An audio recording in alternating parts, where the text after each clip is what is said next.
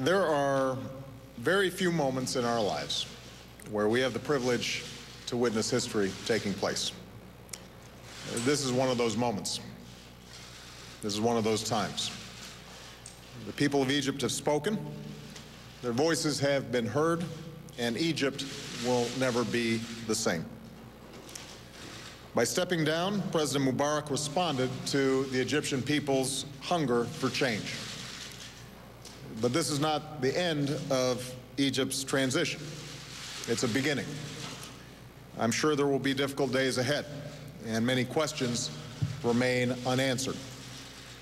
But I am confident that the people of Egypt can find the answers and do so peacefully, constructively, and in the spirit of unity that has defined these last few weeks. For Egyptians have made it clear that nothing less than genuine democracy will carry the day. The military has served patriotically and responsibly as a caretaker to the state, and will now have to ensure a transition that is credible in the eyes of the Egyptian people. That means protecting the rights of Egypt's citizens, lifting the emergency law, revising the Constitution and other laws to make this change irreversible, and laying out a clear path to elections that are fair and free. Above all, this transition must bring all of Egypt's voices to the table. For the spirit of peaceful protest and perseverance that the Egyptian people have shown can serve as a powerful wind at the back of this change. The United States will continue to be a friend and partner to Egypt. We stand ready to provide whatever assistance is necessary and asked for to pursue a credible transition to a democracy.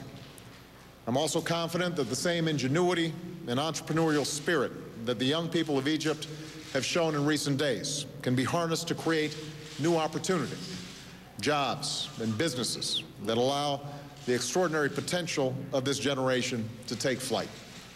And I know that a democratic Egypt can advance its role of responsible leadership not only in the region, but around the world.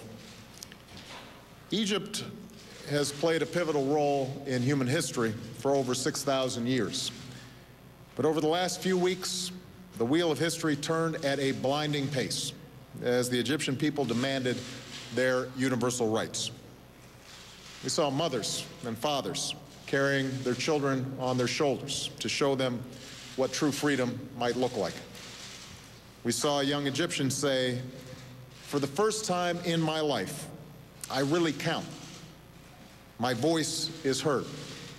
Even though I'm only one person, this is the way real democracy works." We saw protesters chant, "Salmiya, Salmiya." We are peaceful, again and again. We saw a military that would not fire bullets at the people they were sworn to protect.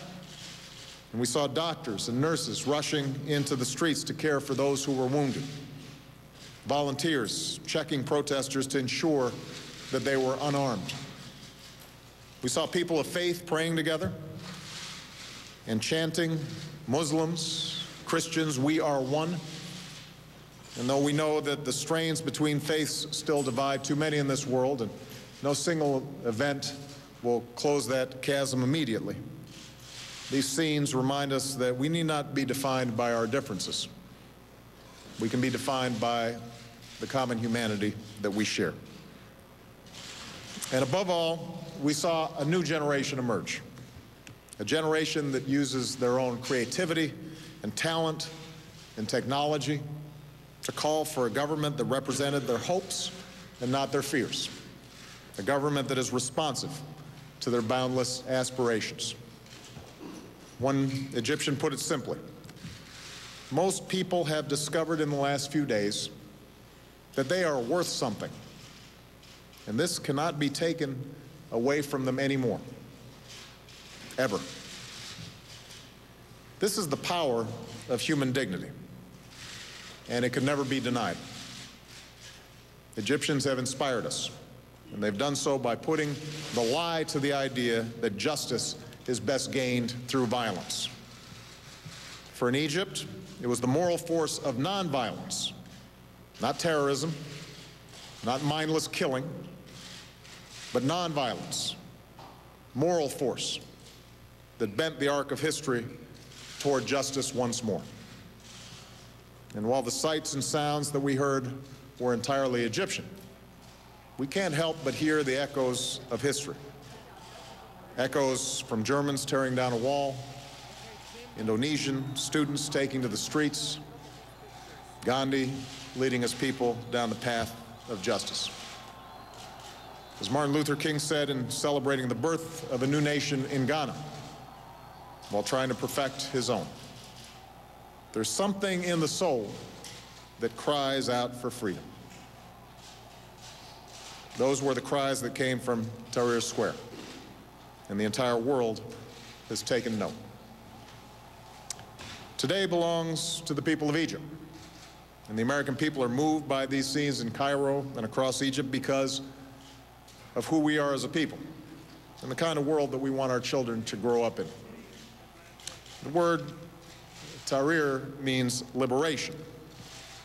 It is a word that speaks to that something in our souls that cries out for freedom.